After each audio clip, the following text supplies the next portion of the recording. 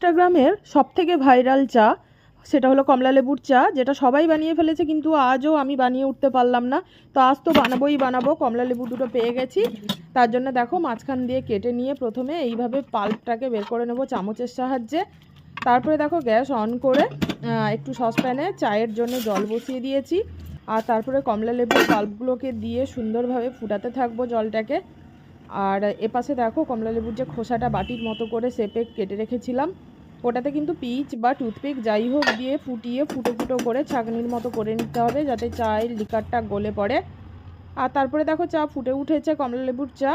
আর এইভাবে আমি ছাঁকনিতে অল্প অল্প করে দিয়ে দিয়েছি, মানে কমলা লেবুর ছাঁকনিতে দিয়ে দিয়েছি।